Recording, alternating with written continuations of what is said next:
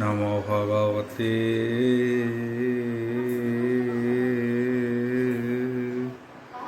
वासुदेवाय।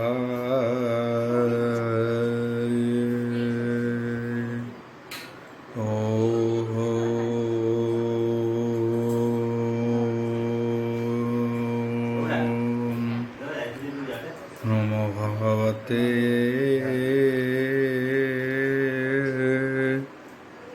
वासुदेवाय।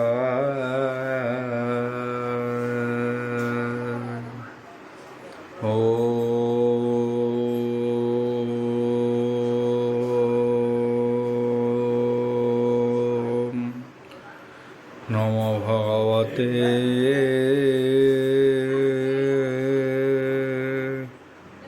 वासुदेवाय।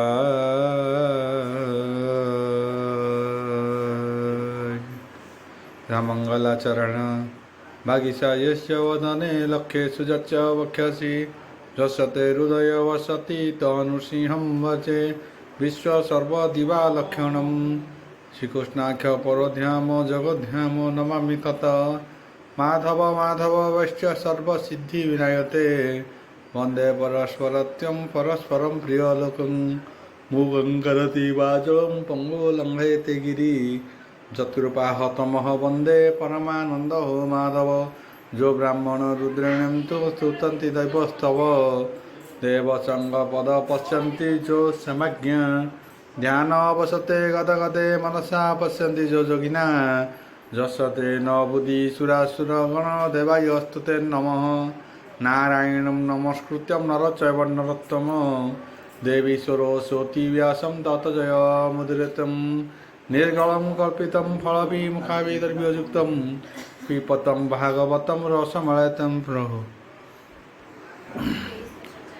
चतुर्थ अध्याय नवम स्कंद चतुर्थ अध्याय बोल प्रबंधवार हरि बोल। शुक उवाच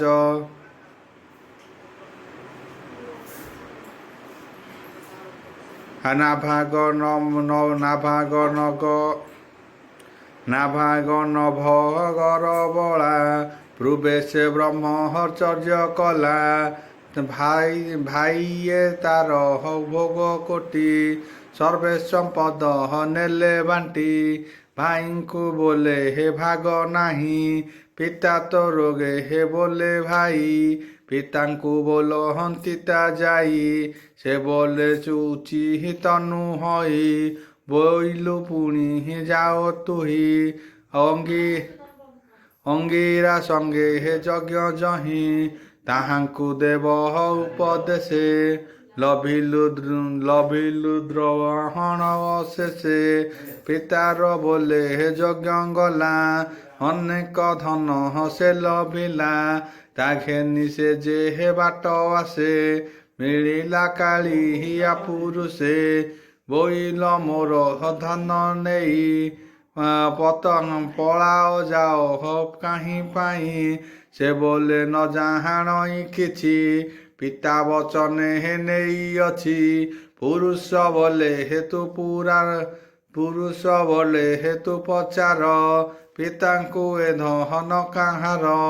तहु ना भाग बोले गला सकले पिताଙ୍କୁ कहिला पिता बोइले हे सत्य ଏହା पूर्वे ऋषिए हे कले जहा यज्ञर शेषे हे धन आदि रुद्रଙ୍କ भोग हो बोले विधि नागर तहु बेगे गला रुद्रे सकल समर्पिला पिता पुत्रर सत्य जानी रुद्रे बोलती हि साधु बाणी बोइलु सर्व घेनी जाओ आवर ब्रह्म ज्ञान पाओ हेमंते से नागर राजा सुखे पालहि जन प्रजा अनेक काल राज्य कला अन्ते से गोविंद पशिला नाभाग पुत्र अम्बरीश से राजा विष्णुर विश्वास ब्राह्मण साप न लागिला ता शुणी अभिमन्यु बला ଶୁକ ଚରଣେ ହେବେନି ଧରି ବୋଲେ ପରୀକ୍ଷ ଦଣ୍ଡଧାରୀ ରାଜା ଉବାଚ ବନ୍ଦବାର ହରି ଓଲ ନାଭାଗ ପୁତ୍ର ଅମ୍ବରୀଶ ସେ ଯେବେ ବିଷ୍ଣୁର ବିଶ୍ୱାସ ବ୍ରାହ୍ମଣ ସାପ ନ ଲାଗିଲା ମତେ ସେ ସନ୍ଦେହ ଲାଗିଲା ଯେ ବ୍ରହ୍ମଦଣ୍ଡ ବଜ୍ର ଘୋର କେମନ୍ତେ ତହୁଁ ହେଲା ପାର କିଅ ବା ତାର ତପ ଫଳୁ ତରିଲା ବ୍ରହ୍ମ ସାପ ନଳୁ ଏକଥା କହ ମୁନି ମତେ ସଂଶୟ ନ ଲାଗିଲା ମୋ ଚିତେ ହେମନ୍ତେ ରାଜା ପ୍ରଶ୍ନ ଶୁଣି ଶୁକ କହନ୍ତି ମଞ୍ଜୁଆଣୀ ଶୁକ ଉବାଚ ବଲବନ୍ଦବାର ହରି ବୋଲ ଶୁଣ ରାଜନ ଏକ ଚିତେ ଯେ ପ୍ରଶ୍ନ ବଂଶାନୁଚରିତେ ଆଉ ନାଭାଗ ସୁତ ଅମ୍ବରୀକ୍ଷ ଯେମନ୍ତେ ବିଷ୍ଣୁର ବିଶ୍ୱାସ ବ୍ରାହ୍ମଣ ସାପ ନ ଲାଗିଲା ଅନ୍ତେ ସେ ଗୋବିନ୍ଦ ପଶିଲା ସେ ସପ୍ତ ଦ୍ୱୀପେ ଏକ ରାଜ ସୁଖେ ପାଳଇ ଜନ ପ୍ରଜା ସାତ୍ୱିକ ସମ୍ପଦ ତାହାର ବିବେକ କେ କହରୁ ଗୋଚର ଶପଥ ଦୀପ ରାଜା ପଣେ ପ୍ରଜା ପାଳଇ ଅନୁକ୍ଷଣେ ଶରୀର ସୁଖକୁ ନ ଲେଖେ ସମ୍ପଦ ପ୍ରଶ୍ନ ପ୍ରାୟ ଦେଖେ ଯେ ପ୍ରାଣୀ ସମ୍ପଦ ଇଚ୍ଛନ୍ତି ଅନେଶେ ନରକ ପଡ଼ନ୍ତି ହେମନ୍ତେ ନିଶେ ଜାଣି ମନେ ହରି ଭଜଇ ତତ୍ତ୍ୱଜ୍ଞାନେ ବିଷ୍ଣୁ ଭକ୍ତ ଯେତେ ଜନ ତାହାଙ୍କ ପାଦେ ତାର ମନ ସାଧୁଙ୍କ ପାଦେ ନିତ୍ୟ ସେବେ ସଂସାର ଆମି ରୂପ ଭାବେ ହରିଚରଣ ଯୁଗ ମନ ବିଷ୍ଣୁ ଚାରି ବଦନ ବିଷ୍ଣୁର ମନ୍ଦିର ମାର୍ଜନେ କର ଯୁଗଳ ଅନୁଦିନେ ଶ୍ରବଣ ଯୁଗ ତାସୁ କଥା ନିତ୍ୟ ଶୁଣଇ କୃଷ୍ଣ କଥା ନିରତେ ତାହାର ନୟନ କଳ୍ପଇ ବିଷ୍ଣୁ ଦର୍ଶନ ଶରୀର ଚର୍ମ ଅନୁଦିନେ କଳ୍ପେ ବୈଷ୍ଣବ ଆଲିଙ୍ଗନେ ହରିଚରଣ ପଦ୍ମଗନ୍ଧେ ନିରତେ ନାସାହାଦାମାନ ତାମଦେ ଶ୍ରୀକୃଷ୍ଣ ଚରଣ ତୁଳସୀ ତାର ରସନା ତେଣେ ରସି ଚରଣ ଯୋଗ କଳ୍ପିତ ନିତ୍ୟେ କୃଷ୍ଣ ମନ୍ଦିରେ ହେ ଉପଗତେ ବିଷ୍ଣୁ ଚରଣେ ହେ ନମସ୍କାର ଶିରେ କଳ୍ପଇ ନିରନ୍ତର ଚିତ୍ତେ କଳ୍ପର ଦାସ ପଣେ ବୈଷ୍ଣବ ଚରଣ ସେବନେ ହରି ଭକତ ଜନେ ରତି ନିରତେ କଳ୍ପେ ହେ ତାର ମତି ଦେହ ବିଯୋଗେ ହେ ତାର ଯେତେ କଳ୍ପଇ ହରି ଭାବ ନିତ୍ୟେ ବିପ୍ରେ ଦେବତା ପାଦେ ସେବି ପ୍ରଜାଙ୍କୁ ଦେଖ ବିଷ୍ଣୁ ଭାବି ସକଳ ସମ୍ପଦ ପ୍ରସିଦ୍ଧି ଭିଆ କର ଅଶ୍ୱମେଧି ବିପ୍ରଚରଣ ଦାନେ ପୂଜେ ଯେ ଅଧି ଯଜ୍ଞ ବିଧି ବଜେ ଅସିତ ବଶିଷ୍ଠ ଗୌତମ ସଙ୍ଗତେ ଘେନି ମୁନି କର୍ଣ୍ଣ ବିପ୍ରେ ସେବନ କହ ଅନୁମତେ ସରସ୍ୱତୀର ଅଭିଶ୍ୱତେ ଯାହାର ଯଜ୍ଞ ସଭା ମଧ୍ୟେ ତ୍ରୟୋଦଶ ଅତ୍ୟନ୍ତ ଆନନ୍ଦେ ମୁନି ବ୍ରାହ୍ମଣ ମଧ୍ୟେ ବସି ନିତ୍ୟ ଯଜ୍ଞଙ୍କୁ ପରଶଂସି ଦେବେ ମନୁଷ୍ୟ ସଭାଗତେ ସର୍ବେ ଦିଶନ୍ତି ଏକମତେ ଦେବେ ସେ ସଭା ମଧ୍ୟେ ଥାନ୍ତି ସ୍ୱର୍ଗ ଗମନ ନ ବାଣ୍ଟନ୍ତି କୃଷ୍ଣ କୀର୍ତ୍ତନ ସଭା ମଧ୍ୟେ ସକଳେ ଶୁଣନ୍ତି ଆନନ୍ଦେ ସ୍ୱର୍ଗର ପ୍ରାୟ ମହି ଦିଶେ ଅଷ୍ଟମ ନିଧି ଜହିଁ ବସେ ଏମନ୍ତେ ଭକ୍ତି ଯୋଗ ବଳେ ସେ ରାଜା ସରହ ସତୀ କୂଳେ ଧର୍ମକେ ସ୍ୱଧର୍ମେ ବିଷ୍ଣୁଙ୍କୁ ତୋଷିଲା ସର୍ବକାମନା ଉପଲେଖ୍ୟା ଗୃହେ ସମ୍ପଦ ଦାରା ସୁତ ଜ୍ଞାତି ବାନ୍ଧବ ଇଷ୍ଟମିତ୍ର ରାଜା ସମ୍ପଦ ଆଦି ଯେତେ ଯେ ଅଶ୍ୱକୁଞ୍ଜ ହର ସହିତେ ଅପରେ ବିଦ୍ୟ ବସ୍ତୁ ଯେତେ ଇଚ୍ଛା ନ କଲେ ହେ ତାର ଚିତେ ନିରତେ ଗୋବିନ୍ଦ ଚରଣେ ମନ ନିବେଶି ଅନୁକ୍ଷଣେ ତାହାର ସୁଧ ଚିତ ଜାଣି ଚକ୍ରକୁ ରାଇ ଚକ୍ର ପାଣି ବୋଇଲେ ଅମ୍ବ ହରିଷ ମଲେ ତୁ ଚକ୍ର ଥିବୁ ସର୍ବକାଳେ ଏହାକୁ ରଖ ନିରନ୍ତରେ ଯେମନ୍ତେ ସର୍ବ ଦୁଃଖ ତରେ ଏମନ୍ତେ ବିଷ୍ଣୁ ଆଜ୍ଞା ପାଇ ସେ ଚକ୍ର ରକ୍ଷା କଲ ଯାଇ ସେ ରାଜା ପତ୍ନୀର ସମତେ ଉପାସେ ଏକାଦଶୀ ବ୍ରତେ କାର୍ତ୍ତିକ ଶୁକ୍ଳ ପକ୍ଷ ହରି ପୂଜିଲା ଉପବାସ କରି ପ୍ରଭାତ କାଳେ ହେ ମଧୁବନେ କାଳନ୍ଦୀ କୂଳେ ହେ ଏକ ଧ୍ୟାନେ ଆନନ୍ଦେ ପତ୍ନୀ ହିର ସମତେ ବିଷ୍ଣୁ ପୂଜିଲା ଦୃଢ଼ ଚିତେ ବ୍ରତ ସମ୍ପାଦି ଅତିରେକେ ପୂଜିଲା ମହା ଅଭିଷେକେ ଉତ୍ତମ ବସ୍ତ୍ର ଅଳଙ୍କାର ସୁଗନ୍ଧ ମାଲ୍ୟ ଉପହାର ସଙ୍ଗତେ ଘେନି ନିଜ ନାରୀ ଏକାନ୍ତେ ଭାବେ ପୂଜା କରି ଉତ୍ତମ ବ୍ରାହ୍ମଣ ବସାଇ ସୁନ୍ଦର ଧେନୁ ମାନ ଦେଇ ଧେନୁକୁ କରି ଅଳଙ୍କାର ସୁବର୍ଣ୍ଣ ଶୃଙ୍ଗ ରୌପ୍ୟ ଖୁର ବିବିଧ ବସ୍ତ୍ର ମଣ୍ଡି ଅଙ୍ଗେ ଗନ୍ଧାଦୀପ ଧୂପ ଦୀପ ସଙ୍ଗେ ପୃଷ୍ଠ ପାରୁଷେ ତାମ୍ର କାଂସ୍ୟ ଧେନୁକୁ ମଣ୍ଡିଲା ହରସେ ସୁଶୀଳା ବସ୍ୟା ପୟୋସିନେ ମଣ୍ଡିଲା ଅଳଙ୍କାର ଘେନି ବିପ୍ରେ ବସାଇ ବାକ୍ୟ କଲା ବର୍ଷା ସହିତେ ଧେନୁ ଦେଲା ସ୍ୱାଦରୁ ଅନ୍ନ ଷଡ଼ର ସେ ବିପ୍ରଙ୍କୁ ଭୁଞ୍ଜାଇ ସନ୍ତୋଷେ ବିପ୍ରଙ୍କ ପାଦ ଯୁଗ ଲାଗି ପରଣା ଅର୍ଥେ ଜ୍ଞାନ ମାଗି ଉଦ୍ୟମ କଲା ନରପତି ଏମନ୍ତେ ମିଳିଲା ଅଦିତି ଦୁର୍ବାସା ଶଙ୍କହରଙ୍କ ଅଂଶେ ଯାହାକୁ ଦେଖି ଦେବତ୍ରାସେ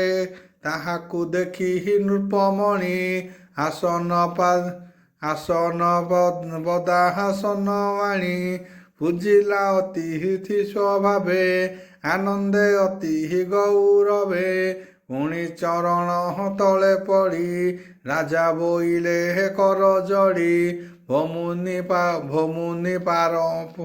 ଭମୁନି ପରହଣା ମୋହର ମୋ ଗୃହେ କର ତୁଆର ଦକ୍ଷିଣେ ଅମ୍ବ ହରିର ବେଗେ ବୋଲେ ଦୁର୍ବାସା ଅଙ୍ଗୀରାଙ୍କ କଲେ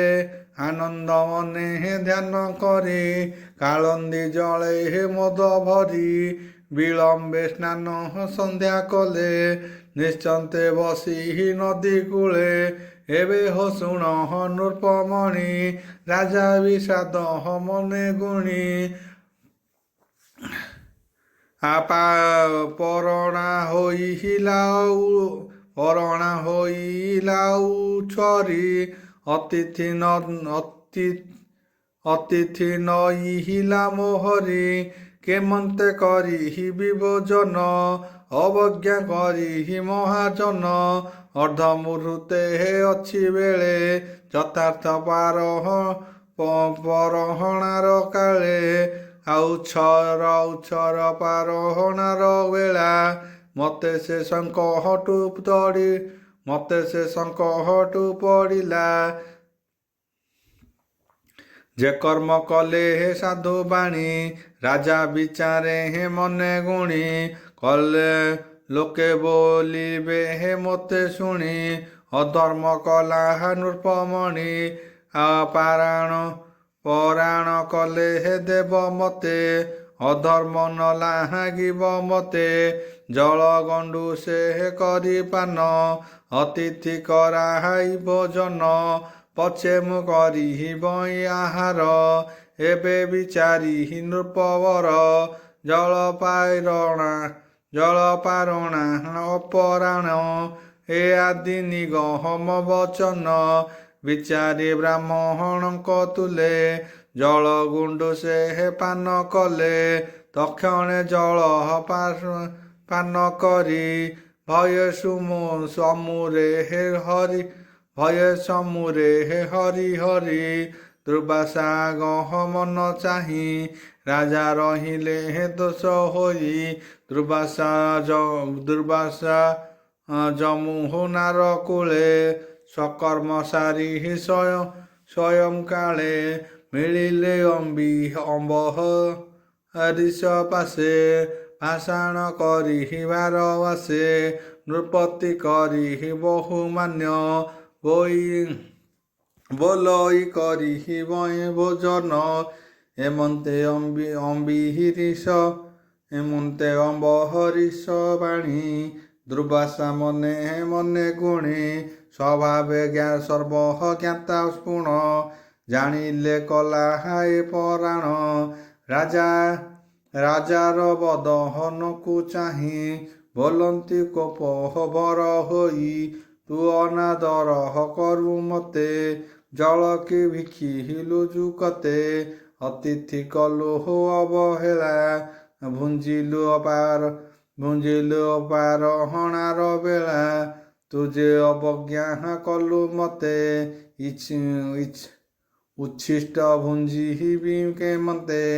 ତୁ ମତେ କଲୁ ଅବହେଳା ଭୁଞ୍ଜିଏ ଅଧର୍ମର ଫଳ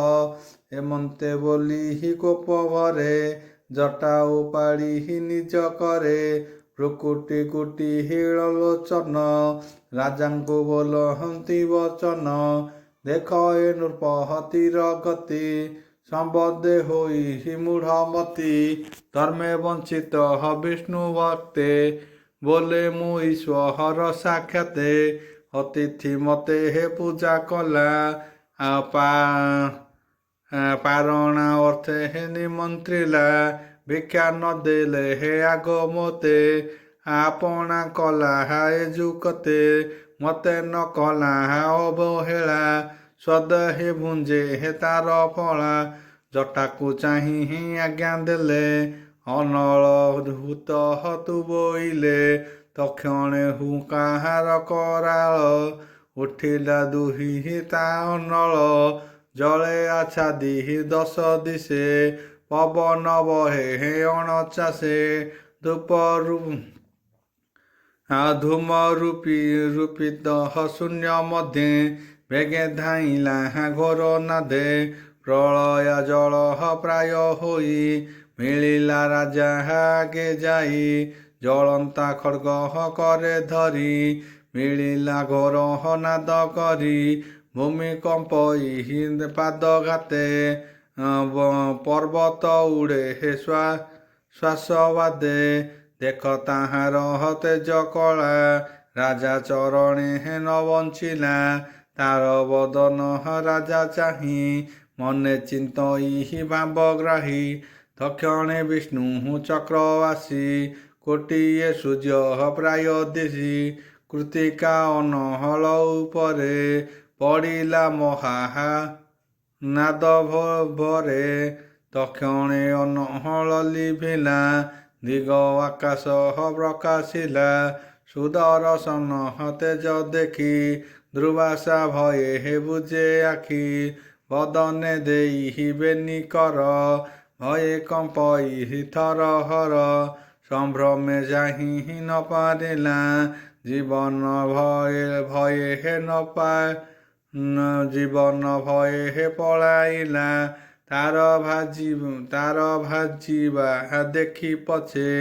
ଚକ୍ରେ ଧାଇଁଲା ଅନ୍ତରିକ୍ଷେ ମଣ୍ଡୁକ ଦେଖି ସର୍ପ ଜେନେ ଧାମଇ ଗର୍ଜଇ ତବ ଦନେ ଦୁର୍ବାସା 10 ଦିଶ ଚାହିଁ ଭୟେ ନ ପାର ହୋଇ ପଳାଇ ବସିଲା ମେରୁ ଗୁହା ମଧ୍ୟେ ସୁଦର୍ଶନ ପଛେ ଦେଖେ ଦିଗ ଆକାଶ ଭୂମି ଗତେ ବିବର ସମୁଦ୍ର ସହିତେ ଦିଗପାଳଙ୍କୁ ପୁରେ ଲୁଚେ ଚକ୍ରକୁ ଦେଖେ ହେ ପଛେ ପଛେ ଯହିଁକି ମଧ୍ୟେ ଧାମେ ବେଗେ ସୁଦର୍ଶନ ପଛେ ଲାଗେ ସୁଦର୍ଶନ ତେଜ ଦେଖି କେହି ନ ପାରେ ତାର ରଖି ଯେଣେ ହୁଠାବ ନ ପାଇଲା ସତ୍ୟ ଲୋକକୁ ପଳାଇଲା ଶୂନ୍ୟ ପାତାଳେ ହେ ମନ ଦୁଃଖେ ଭୟେ ପଶିଲା ବ୍ରହ୍ମଲୋକେ ବ୍ରହ୍ମାର ସମୀପେ ମିଳିଲା ଶରଣ ସମାହାଳ ବୋଇଲା ବିଧାତା ରଖ ମୋର ପ୍ରାଣ ତୁମ୍ଭେ ପଶିଲ ହର ଶରଣ ଏମନ୍ତେ ମୁନି ବାକ୍ୟ ଶୁଣି ଉଚ୍ଚେ କହନ୍ତି ସୁକ ପାଣି ବ୍ରହ୍ମା ଉବାଚ ବଳବ୍ରନ୍ଦବାର ହରି ବୋଲ କଳା ସ୍ୱରୂପୀ ଯେ ଈଶ୍ୱର ଭ୍ରମି ଭଙ୍ଗ ମାତ୍ର ଯା ସଂସାର ଯେ ବ୍ରହ୍ମା ଈଶ୍ୱର ସହିତେ ଭୃଗ ଯଜାଦି ମୁନି ଯେତେ ପୂଜା ଈଶ୍ୱର ଭୂତସ୍ୱର ଦେବ ସହିତେ ହେ ସୁରେଶ୍ୱର ସେ ହରି ଆଜ୍ଞା ହାସିରେ ଧରି ଯେଝା ବିଷୟ ହେ ଅଧିକାରୀ ଅଛୁ ସଂସାର ଲୋକ ହିତେ ତାପୁରେ ରଖିବି କେମନ୍ତେ ହେମନ୍ତେ ବିଧାତା ବଚନ ଶୁଣି ଦୁର୍ବାସା ଛନ ତହୁଁ ଚଳିଲା ମନ ଦୁଃଖେ ବେଗେ ପଶିଲା ଶିବ ଲୋକେ ଶଙ୍କର ଚରଣେ ପଡ଼ିଲା ଶରଣ ସମ୍ଭାଳ ବୋଇଲା ଦୁର୍ବାସା ବାକ୍ୟ ଶୁଣି ହର ସମ୍ଭ୍ରାମ୍ବେ ବୋଲହନ୍ତି ଉତ୍ତର ଶଙ୍କର ଶରଣ ଉବାଚ ବୋଲ ପ୍ରେମାନନ୍ଦବାର ହରି ବୋଲ ଶୁଣ ଦୁର୍ବାସା ତତେ କହୁ ଆମ୍ଭେ ଯାହାର ଆଜ୍ଞା ବହୁ ବ୍ରହ୍ମାଣ୍ଡ ପାଳ ହଇ ପ୍ରକାଶେ ହେବା ବିଷୟ ଜୀବ କୋଷେ କାଳର ବଳେ ହେ ଦୃଶ୍ୟ ଭ୍ରମନ୍ତି ସେ ଯୋହନି ଅଶେଷ ତାହାଙ୍କ ମଧ୍ୟେ ହେ ଆମ୍ଭେ ଭ୍ରମୁ ଗତ ଆଗତେ ହେ ପଥ ଶ୍ରମୁ ମୋ ସଙ୍ଗେ ବ୍ରହ୍ମାଦି କୁମର ନାରଦ ବ୍ରହ୍ମ ମୁନିବର କପିଳ ଦେବ ହଳ ଆସୁରୀ ଧର୍ମ ମରିଚି ଆଦି କରି ଯେ ଅନ୍ୟ ସିଦ୍ଧି ମୁନି ଜନ ଦେବାନ୍ତି ପର ଦର୍ଶନ ଜାଣି ନ ପାରେ ହେ ତାର ମାୟା ନିରତେ ଭ୍ରମାଇ ବିଷୟା ସେ ବିଷ୍ଣୁ ଚକ୍ର ନିବାରଣେ ସମର୍ଥ ଅଛି କେ ଶରଣେ ତୁ ଏବେ ଚଳ ବିଷ୍ଣୁପୁର ହରିଚରଣେ ହେ ଆଶ୍ରେ କର ସେ ତୋତେ ରଖିବେ ଶରଣ ଅନ୍ୟଥା ନାହିଁ ପରିତ୍ରାଣ ଦୁର୍ବାସା ମହେ ସବଚନେ ପଶିଲା ବିଷ୍ଣୁର ଭୁବନେ ଲକ୍ଷ୍ମୀ ସହିତେ ଯହିଁ ହରି ଅଛନ୍ତି ଗୃହା ଶ୍ରମ କରି ବିଷ୍ଣୁର ଚକ୍ର ତେଜ ଭରେ ଘର୍ମଭୂଷିତ କଳେବରେ ଦୁର୍ବାସା ଶୋକ ଗଦ ଗଦେ ପଡ଼ିଲା ବିଷ୍ଣୁ ପାଦ ପଦ୍ମେ କାତରେ କମ୍ପ ଶରୀର ଡାକଇ ପ୍ରଭୁ ରକ୍ଷା କର। ଭନାଥ ଅନନ୍ତ ଅଚ୍ୟୁତ ତୁ ସନ୍ଥ ଜନଙ୍କର ନାଥ। ମୁଁ ତୋର ଅପରାଧ କରି ଶରଣ ଗଲି ରଖ ହରି। ମୁଁ ତା ମହିମା ନ ଜାଣିଲି ତେଣୁ ମୁଁ ସଙ୍କଟ ପଡ଼ିଲି। ତାର ସେବକ ଅପରାଧ କଲି ମୁଁ ରଖ ହେ ଗୋବିନ୍ଦ। ତାର ଭକତ ତୋର ଲୋକ ମତେ ଏ ଚକ୍ରା ଜିତ ରଖ। ଦୁର୍ବାସା ମୁଖୁ ଚାହିଁ ହରି କହନ୍ତି ଅତି ମଦ ଭରି। ଭଗବାନ ଉବାଚ ପୂର୍ଣ୍ଣନ୍ଦବାର ହରି ବୋଲ। ମୁଁ ଭକ୍ତ ଜନ ଅଧିକାରୀ ମତ ହୁଁ ଭକ୍ତ ନୁହେଁ ଭିନ୍ନ। ଭକତ ଦେହେ ପ୍ରାଣ ମୁହିଁ ସେବଇ ପରିଚାର ହୋଇ। ସାଧୁଙ୍କ ହୃଦେ ମୁଁ ବସଇ ତାଙ୍କ ଭକତି ଭାବ ବହି। ତାଙ୍କ ଭକତି ପ୍ରୀତି ମତେ ଆନନ୍ଦ ଦେଉଥାଉ ଚିତେ। ଭକ୍ତିଟି ମୋହର ଶରୀର ତିଳେ ହେଁ ନାହିଁ ଅଭ୍ୟନ୍ତର। ଭକ୍ତି ନିମନ୍ତେ ଦେହ ବହି ସଂସାର ନାନା ରୂପ ହୋଇ। ଅଚ୍ୟୁତି ପ୍ରିୟ ମୋର ଭକ୍ତ ମୁଁ ଭକ୍ତ ଜନଙ୍କର ହିତ। ଏକଥା ମୁନିଙ୍କ ସଙ୍ଗତେ ଜାଣନ୍ତି ଆଗମ ନିଗମେ। ତାତହୁଁ ପ୍ରିୟ କେହି ନାହିଁ ଶୁଣ ଦୁର୍ବାସା ମନ ଦେଇ। ଏକଥା ପରମ୍ପରା ବିଧି ଦେବେ ପୁରାଣେ ମାର୍ଗ ସିଧି। ଶରଣ ଯେ ମୋର ଚରଣେ ସମ୍ପଦ ତୁଚ୍ଛ ପ୍ରାୟ ମଣେ। ଦାରା ମନ୍ଦିର ହର୍ଷୁତ ଧନ କେବେ ହୁଁ ନ କଳ୍ପେ ତା ମନ। ଯେ ପ୍ରାଣ ଛାଡ଼େ ମୋର ହିତେ ମୁଁ ତାକୁ ଛାଡ଼ିବି କେମନ୍ତେ। ମୋର ବିଷୟେ ଚିତ୍ତେ ସ୍ଥାପଏ ମୋତେ ଦେଖନ୍ତି ଆମି ରୂପେ। ମୁଁ ତାକୁ ଦିଶେ ସର୍ବଭୂତେ ହୃଦୟେ ଥାଇ ଅବିରତେ। ଭକ୍ତିରେ ମୋତେ ବଶ କରି ନିଜ ପୁରୁଷେ ଯେହ୍ନେ ନାରୀ। ଆମର ଚରଣେ ନିତ୍ୟ ଚିନ୍ତି ଚତୁର୍ଥ ମୁକ୍ତି ନ ବାଞ୍ଛନ୍ତି। ଜନ୍ମ ମରଣ ତାର ନାହିଁ ସ୍ଥିତି ସଂହାର ଆଉ କାହିଁ। ମୋର ହୃଦୟ ଭକ୍ତ ଜନେ ମୁହିଁନ୍ତି ତାହାଙ୍କ ଜୀବନେ। ମୁଁ ତହୁଁ ନ ଜାଣନ୍ତି ଆନ ମୁଁ ତାଙ୍କ ପ୍ରିୟ ଇଷ୍ଟଧନ। ଏବେ ମୋ ଭକ୍ତ ଅପରାଧେ ସୁଦର୍ଶନ ତେଜବାଦେ। ଯେ ମୋର ଭକ୍ତ କୁ ପୀଡ଼ନ୍ତି ମୋ ଚକ୍ର ତେଜ ନାଶ ଯାନ୍ତି। ବିପ୍ରେ ଯେ ତପ ବିଦ୍ୟା ବଳେ ଶ୍ରେୟ କରନ୍ତି ଏଶୟରେ। ସେ ଯେବେ ଭକ୍ତି କୁ ପୀଡ଼ନ୍ତି ଉଭୟ ଲୋକ ନ ଲଭନ୍ତି।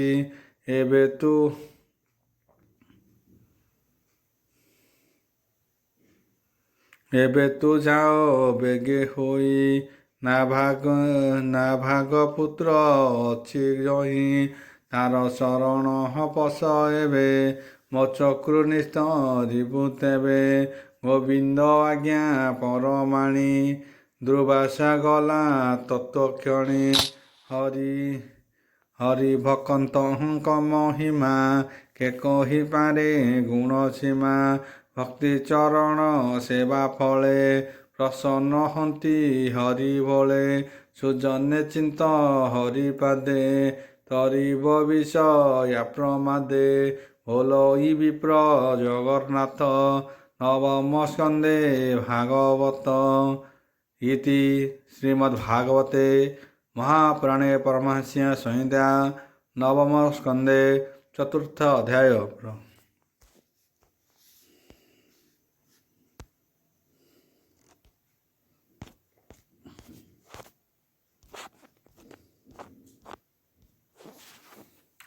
ପଞ୍ଚମ ଅଧ୍ୟାୟ नवम स्कंद पंचम अध्याय बोल वृंदावार हरि बोल। शुक उवाच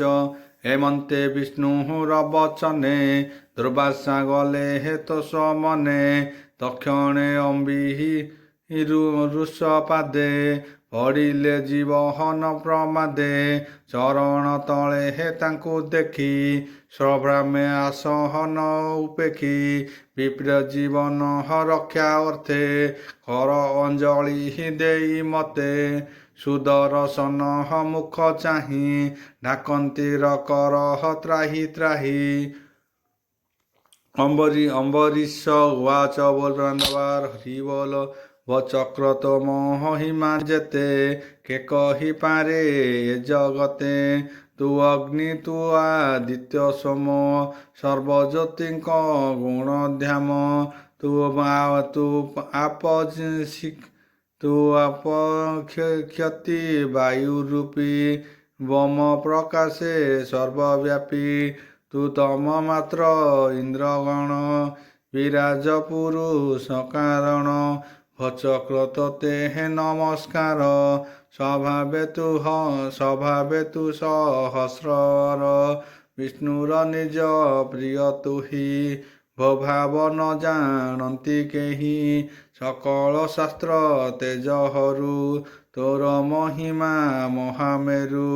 तू लोकपाल सर्वआमी तू तेज पुरुष महामी तू सर्वधर्म कर्म हेतु अधर्म कलु धूमकेतु त्रैलोक्यपाल सुदचेता मनहु बेगे बलवंता तोहर निज तेज त्रासे संसार घोर तम नासे श्रुति तम महिमा न जाने केवल प्रकाश प्रमाणे सद रूप तोर ब्रह्मा शिवंकु अगोचर दानव बले हे नर हरि तोते बेसंती बेग करी तू दैत्य बल मध्य पशि सकल निज तोष तेज ध्वंसी असुर रणे हे तोर तेज देखि कंपई ग्रह राज एणु जगत त्रास अर्थे खल निवासे धरी हस्ते तो बले बली गदाधर तू एबे मोहर त्रास तू एबे मते त्रासी कर ए विप्रकूल देव मोर ଏହା ଜୀବର ରକ୍ଷା କର ମୁଁ ଯେବେ ଦାନ ଯଜ୍ଞ କରି ସ୍ୱଧର୍ମେ ମାର୍ଗ କୁଆଚରି ବ୍ରାହ୍ମଣ ଚରହଣ କମଳେ ଯେବେ ସେବନ ମୋର କୂଳେ ଯେବେ ଗୋବିନ୍ଦ ପ୍ରୀତି ମତେ ମୁଁ ସମେ ଦେଖେ ହେ ସର୍ବଭୂତେ ହେ ଧର୍ମ ଯେବେ ହେ ମୋର ଦେଖି ମୋର ଦୀକ୍ଷା ଏ ବିପ୍ର ପ୍ରାଣ ହେଉ ରକ୍ଷା। ଶୁକ ଉବାଚ ବୋଲ ପ୍रणवार हरि बोल। हेमन्ते शुणि ता वचन विष्णु चक्रर सुदर्शन तक्षणे निशाह कर प्राय शीतल लागे हे विप्र देह दुर्वासा जीव न पाइला संतोषे चक्रहकु चाहिला चक्रकु नमस्कार करी बेगे दुर्वासा ब्रह्मचारी। दुर्वासा उवाच बोल वृंदावार हरि बोल। देख अनंत दासंकर महामहिमा अगोचर अपराध कले हि सहन्ति विष्णु को सर्व देह सन्ति साधु किय बाहा नौ पेखे हरि सकल देह देखे जानाम सुमहरण मात्रे दुरित नरहुर्गाते से तीर्थ पद दास जेते दुखे नासंती हिए जगते शुण रखिलु मो जीवन ଯେଣୁ ରଖିଲୁ ମୋ ଜୀବନ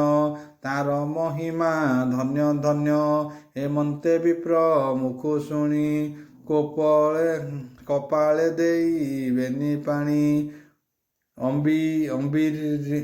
ଅମ୍ବରୀଶ ଉବାଚ ବୋଲ ପ୍ରାଣବାର ହରି ବୋଲ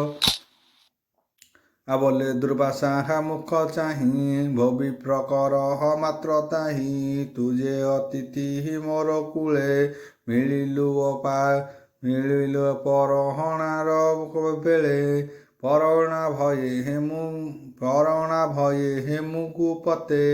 ଅପରାଧ କଲି ଦୁଷ୍ଟ ଚିତେ ସେ ଅପରାଧ ମନ ଧର ଆପଣା ମୋର ଗୃହ କର ହେମନ୍ତେ ରାଜାହାର ବଚନେ ପରାଣ କଲେ ହେତୁ ମନେ କଲ୍ୟାଣ କରି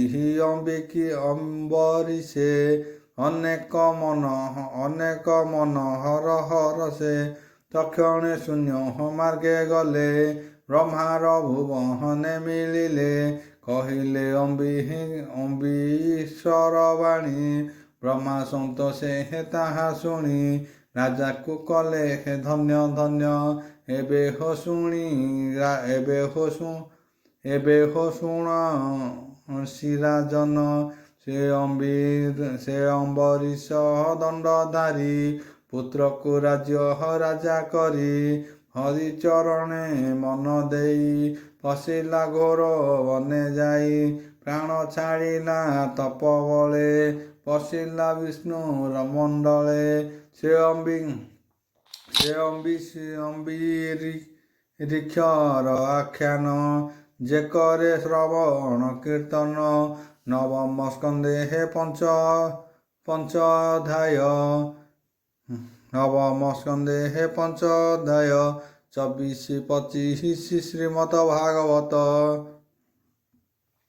ହରିଚରଣେ ମନ ଚିନ୍ତି ଅନ୍ତେ ସେ ଗୋବିନ୍ଦେ ପଶନ୍ତି ସୁଜନେ ଅମ୍ବରୀଶ ବାଣୀ ସଂସାରୁ ତରହ ଏହା ଶୁଣି ଅମୃତ ରସମୟ ବାଣୀ ଭକତ ମହିମା ବଖାଣି ବୋଲଇ ବିପ୍ର ଜଗନ୍ନାଥ ନବମ ସ୍କନ୍ଧେ ଭାଗବତ ଇତି ଶ୍ରୀମଦ୍ ଭାଗବତେ ମହାପୁରାଣେ ପରମହଂସ୍ୟା ସଂହିତା ନବମ ସ୍କନ୍ଧେ ପଞ୍ଚମ ଅଧ୍ୟାୟ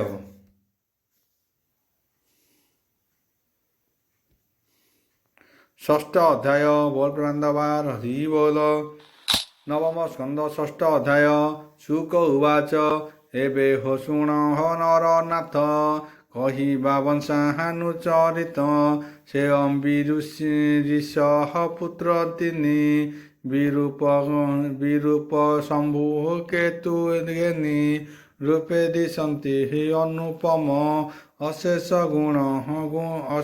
ଗୁଣେ ଗୁଣ ଧ୍ୟାନ